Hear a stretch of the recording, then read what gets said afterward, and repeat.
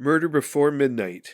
Hello, I'm Jay Nickel of Nickel Investigations, and this is an Ontario Cold Cases Canada's True Crime Podcast, fictional episode of Whodunit Wednesdays. Go back to the golden era of detective fiction and enjoy stories in the tradition of the greats of writing, from Agatha Christie to Raymond Chandler to John Creasy. These are short stories. I hope you enjoy. This one's for my buddy Rob. See you on the other side, brother.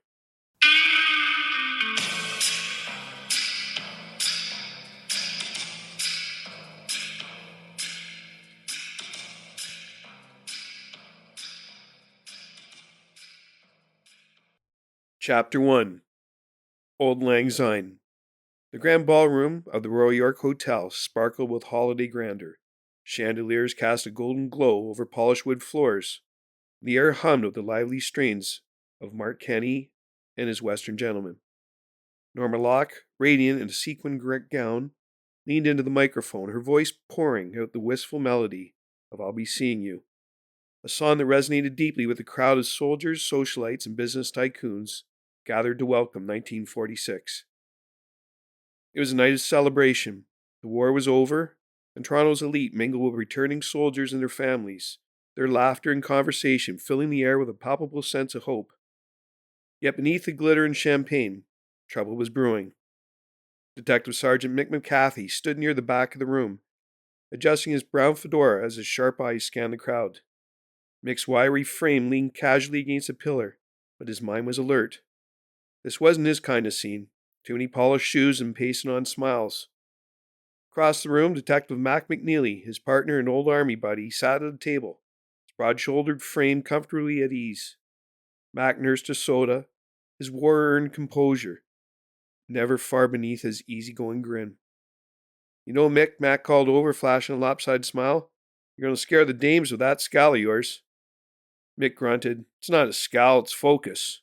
Big party like this, trouble's bound to show up sooner or later.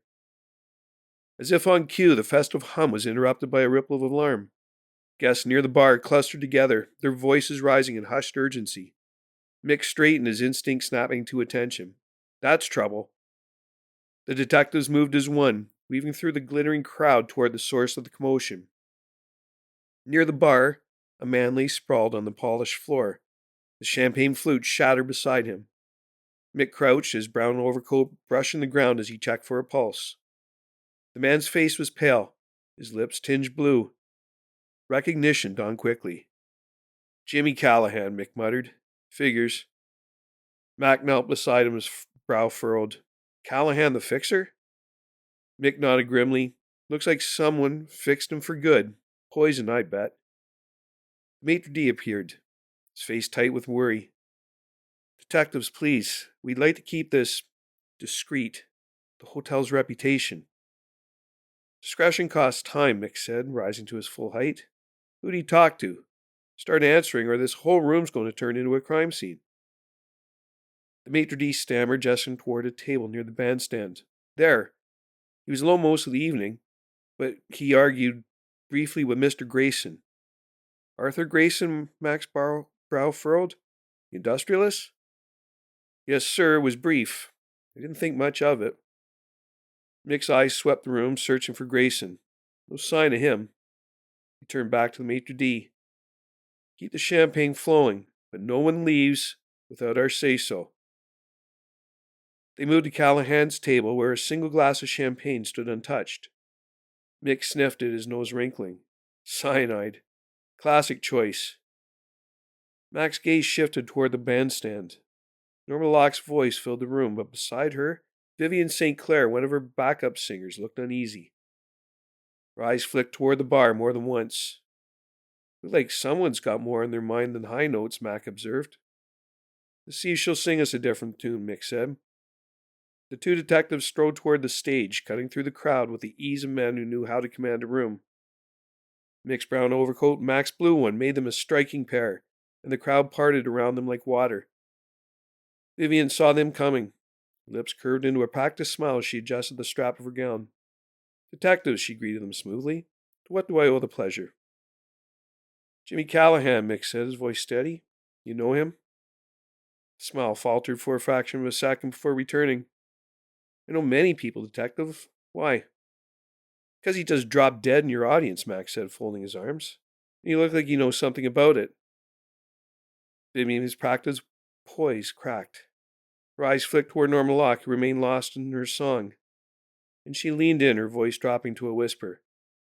I don't know what happened, she said. But Jimmy, he's been desperate lately. Something about diamonds.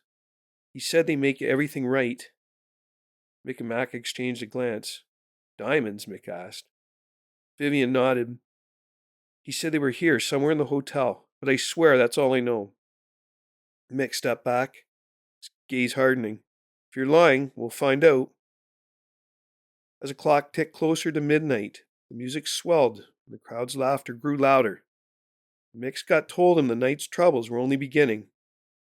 They had less than an hour to untangle the web around Jimmy Callahan, or this New Year's Eve would end with more than one victim.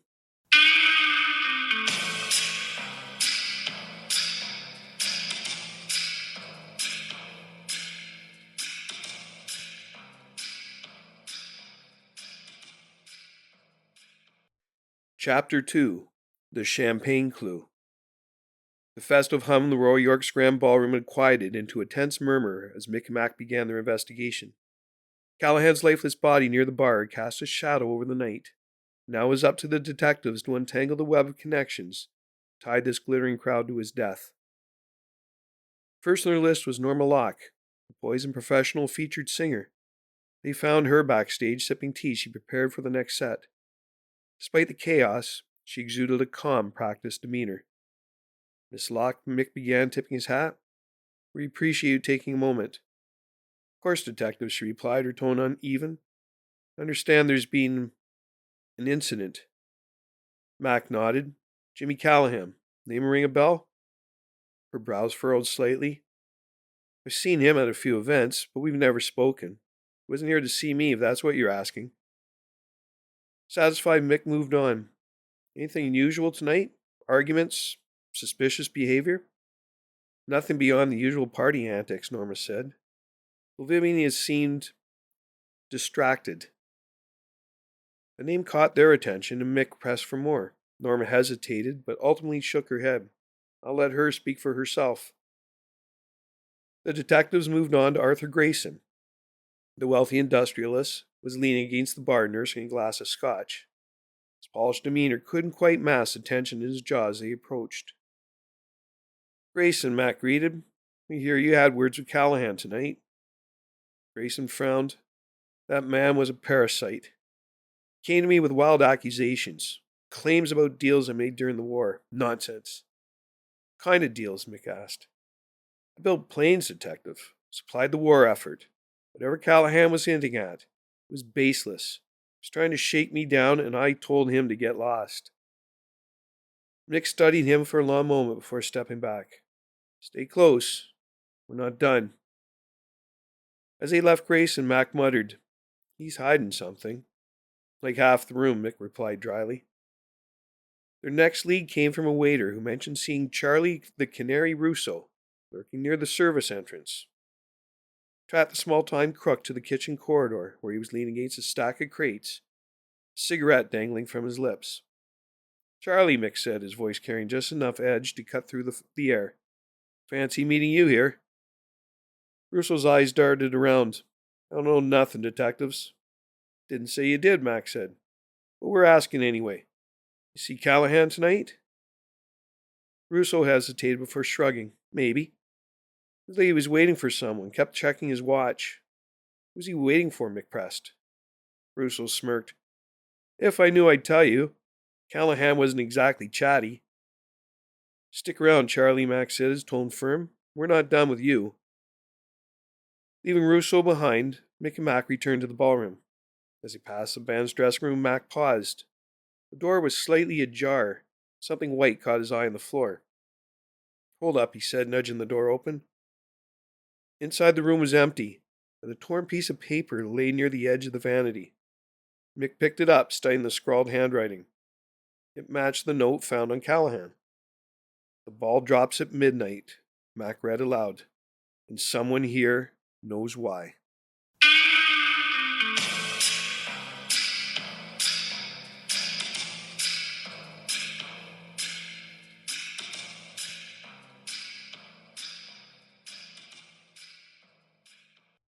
Chapter 3 Diamonds in the Rough.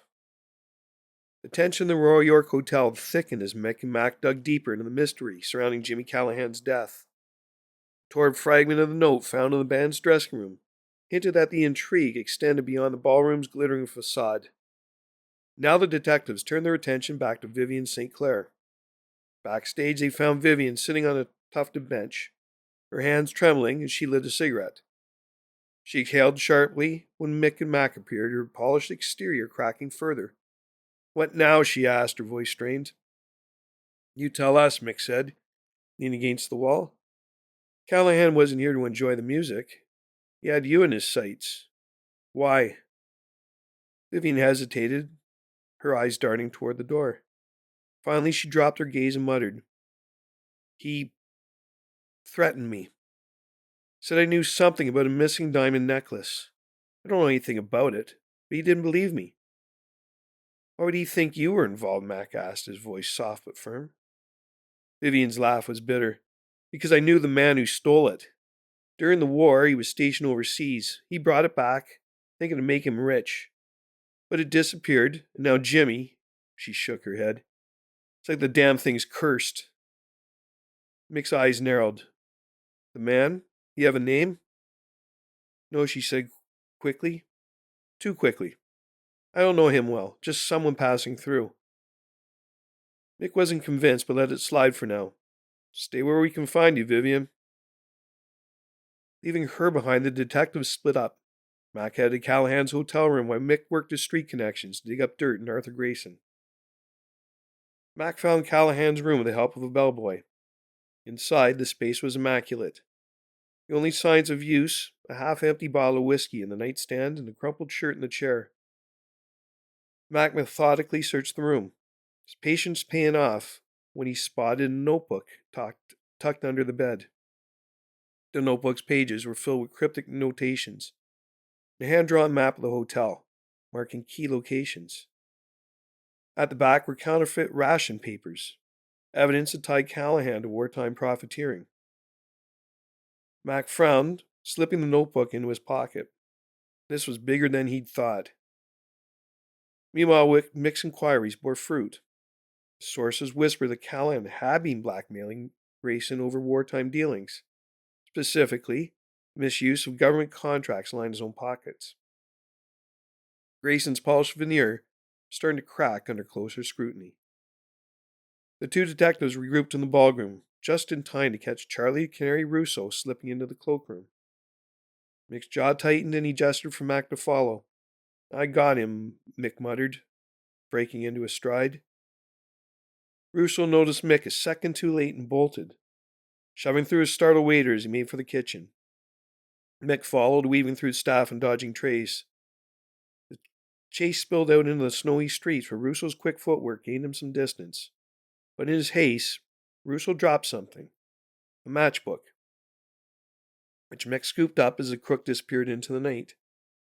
Flipping it over, Mick read the name of a familiar speakeasy scrawled on the inside cover. Back in the hotel, Mac's night took a turn when he caught Vivian in the act of slipping a small package in the band's drum kit. He stepped into the room, his imposing frame blocking her escape. "Care to explain?" he asked. Vivian's face went pale. "It's not what it looks like. I'm being framed." Mac crossed his arms. "Then start talking, because right now it looks bad." Vivian hesitated, her eyes darting between Mac and the package. Outside, the clock in the ballroom chimed. Midnight was approaching. Time was running out to unravel the truth.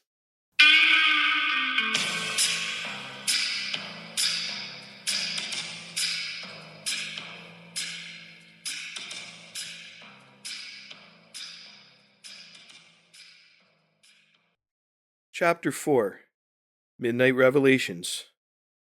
The clock in the Royal York's Grand Ballroom was ticking closer to midnight, each passing second raising the stakes. Mick and Mac huddled near the bar, reviewing the pieces of the puzzle. Callahan's death, the missing diamonds, counterfeit documents, and the cryptic note all pointed to something bigger. "It wasn't just a blackmail scheme," Mac said, his voice low. "Callahan was planning something for midnight, A heist or an exchange. Mick nodded, his eyes scanned the glittering crowd. And whatever it is, it's still in play. The diamonds, or whatever he was after, must be here, hidden in plain sight. They had little time to act. Mick's gaze landed on Arthur Grayson, standing stiffly near the bandstand, his polished demeanor cracking under pressure. Mick motioned to Mack, and the two detectives approached the industrialist. Grayson, Mick said, his voice sharp. We need to talk. Grayson's eyes flicked to the detectives, and he forced a thin smile. Detectives, I've already told you everything I know. I have nothing to do with Callahan's. Save it, Mack interrupted. You know Callahan was blackmailing you. Wartime contracts. Counterfeit papers. He was planning to make it public tonight, wasn't he? Grayson's jaw tightened. He wanted money. I refused. That's the extent of it. The extent of it? Mick echoed, stepping closer. So why did he wind up dead? And why were you seen arguing with him tonight? Before Grayson could answer, a burst of noise erupted from the stage. The crowd's attention shifted as the band's drummer fumbled with his kit, pulling out a small package tucked behind the bass drum. The room buzzed with confusion as the drummer held it up, his face mixed of surprise and unease. Mick and Mack moved swiftly, cutting through the sea of guests. Mick snatched the package from the drummer's hands, tearing it open to reveal its contents. Inside were sheets of paper, neatly folded and clearly counterfeit. Mack frowned, flipping through the pages. Blackmail materials, he muttered. Callahan planted these. A decoy, Mick said, realization dawning. He wanted someone to find this. Real target somewhere else. What real target? Grayson demanded, his voice rising with panic. What are you talking about? Mick's eyes narrowed. You tell us. Callahan wasn't just shaking you down for money. He had proof of something. Proof that would ruin you. Grayson's composure finally cracked. Glanced around the room, his breathing quickening. Then without warning, he bolted, shoving past startled guests as he made for the exit. He's running, Mack said, already in pursuit. The chase led through the opulent halls of the Royal York, Grayson moving with the desperation of a man with everything to lose. Mick and Mack kept close, their footsteps echoing against marble floors. Grayson reached the stairwell and began climbing, heading toward the rooftop. He's going for the handoff, Mick said, his voice grim. Callahan's accomplice must be waiting up there. They burst on the rooftop moments later, cold wind cutting through their coats. Grayson stood near the edge, clutching a briefcase. Opposite him, a shadowy figure lingered in the darkness, their face obscured by a scarf and hat. Stay where you are, Grayson, Mick shouted, his hand hovering near his sidearm. Grayson froze, he panicked, eyes darting between the detectives and the figure. You don't understand, he stammered. They'll destroy me. You did that to yourself, Mack said, stepping forward. Hand over the briefcase. The figure turned to flee, and Mick cursed under his breath. Mack, stay on Grayson. I'll take the runner.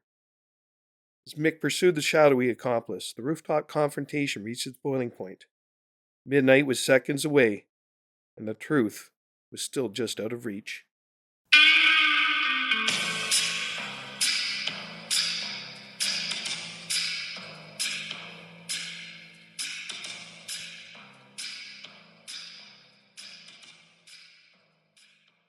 Chapter 5.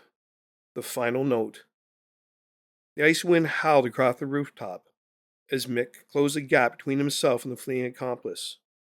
Below, the city's revelers were oblivious to the drama unfolding high above them. Midnight fireworks painted the skyline with bursts of light, illuminating the scene in sharp, fleeting colors. Mack remained with Arthur Grayson, who clung to the briefcase as though his life depended on it. The industrialist's face was pale, beads of sweat forming on his brow despite the frigid air. There's nowhere to run, Grayson, Mack said, his voice steady. It's over. Grayson shook his head, his voice trembling. You don't understand. If this gets out, everything I built, ruined. What did Callahan have in you, Mack demanded. Grayson hesitated, his grip on the briefcase tightening. He found the documents, contract shipments, evidence that I diverted wartime supplies to private buyers. It was just business, detective. But Callahan saw it as an opportunity to bleed me dry. You killed him for it, Mac said, his tone sharp. Grayson's shoulders sagged. Yes. He threatened to expose everything. Couldn't take the risk. I didn't mean for it to go this far, but he forced my hand. Across the rooftop, Mick cornered the accomplice near the edge. The figure turned, their face still obscured by his scarf and hat. In one swift motion, they hurled a smoke bomb to the ground, the clouds swallowing them in an instant. Mick charged through the smoke, but by the time it cleared, the accomplice was gone, escape route obscured by the fireworks. Mick cursed under his breath and returned to Mac and Grayson. The runner got away, he said, his voice tight with frustration. Mac nodded grimly. Grayson just confessed. Poisoned Callahan to protect himself. Mick's eyes narrowed as he stepped closer to the industrialist. Where's the real evidence, Grayson? The diamonds. The rest of the blackmail material. Grayson slowly handed over the briefcase. Everything's in here. The diamonds, the contracts. It's all there. Mick took the briefcase and opened it, confirming Grayson's claim. You're done, he said coldly. Let's go. Back in the ballroom, the tension dissolved in his celebration. Mart, Kenney, and his Western gentlemen were leading the crowd in a spirit rendition of Auld Lang Syne, the music washing over the room like a bomb.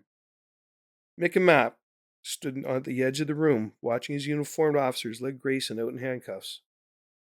Mick loosened his tie and leaned against a pillar, his thoughts distant. Mick handed him a glass of water, raising his own in quiet toast. To another case solved, Mac said. Mick smirked faintly. And whatever mess we'll find tomorrow. Mac chuckled, then grew thoughtful. You know, lights like this make me miss the war less. Some things. You don't shake those memories easily. Mick nodded, his expression softening. Yeah, you've got your ghost, Mac. Got a little sister back home who thinks I'm invincible. Makes you think about what we do, doesn't it? Mac smiled faintly. Sure does. Someone's got to do it. The two detectives shared a moment of silence. The music and laughter of the ballroom a backdrop to their private reflections. As the clock struck 12, the city erupted in celebration, fireworks lighting up the sky. Yet amid the jubilation, one question lingered. Who was the mysterious accomplice? Where did they disappear to? Mick and Mac exchanged a knowing glance, understanding that their work was far from over. The briefcase and Grayson's confession tied up this case. The shadow of the accomplice remained. A loose thread promised future intrigue. For now, though, they let the music play, savoring the brief respite before the next storm rolled in. Thank you for listening to Ontario Cold Cases, Canada's True Crime Podcast. Available wherever you listen to your favorite podcasts. Subscribe to Ontario Cold Cases today so you never miss an episode. Please share your thoughts and questions in the comments.